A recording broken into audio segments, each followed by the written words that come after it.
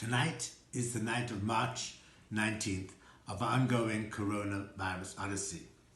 I'm a primary care physician, and like all other primary care physicians, our goal is to help our population and prevent them from being hospitalized. To do so, we now have to stop and commit to new behaviors.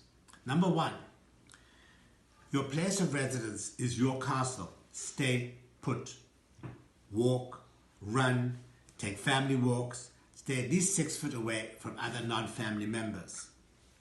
Hopefully, this will mitigate any community transmission. We want to reduce the effects of this outbreak in our area. And in that way, there'll be fewer people who will be seeking care in ICU beds. And with that, the healthcare system can go on and about with what it is meant to do. Number two, assume that we've all been exposed. We all have had exposure to coronavirus, period. Now, you may experience mild or moderate symptoms. Stay put. For most, it should pass. However, if that is the case, when you're having symptoms, try to avoid Motrin or such things as Advil and rather use Tylenol and its equivalent. We require physical distance. This does not prevent any social interaction because we connect socially. What do? There's a thing called the old-fashioned telephone. But today we can Skype, we can FaceTime, and especially with the elderly and grandparents. Keep journal notes. That will give you something to look back in the future. Try avoiding unnecessary face-to-face interaction with the healthcare professions. To do that, some practices are now ushering in telemedicine. Inquire of your physician.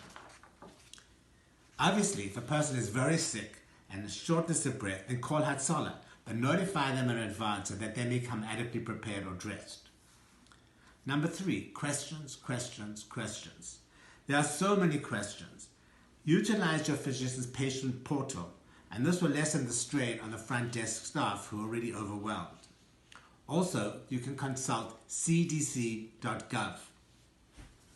Number four, Rev. David Cohen has already paskined today that there should be no outdoor minyanim at all. These have to cease immediately.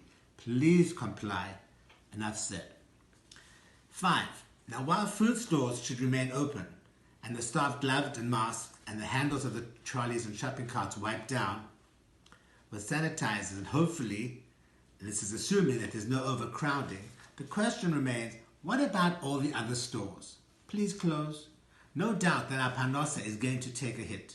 The reverberations of this wealth contraction are unfathomable. Better that the Satan should dance here than with their own lives. The eyes of the entire world are upon us during this Eitz Haratzon. We are a light unto the nations. Remember, Dina Malchusa Dina. Our government officials have asked us to follow certain guidelines. As such, we should comply.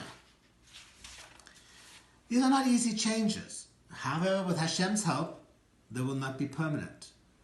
This is the week and the parsha of Vayakel Pukudei. It concludes Sefer Shmos, and we know this is the Sefer of Haga'ula, the book of redemption. Some have said that this is a war against Corona, and its war is without ammunition. They are wrong. We have the Torah.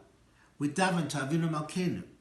We know that we must be uncomfortable for a while, and as we are called upon to behave in very here untowards and untoward unknown methods and ways. But with Hashem's help, with our collective actions, it will flatten the curve. Wishing everybody a good Shabbos. We may be physically apart, but we're all in this together. Chazak Mamatz, and as always, daven.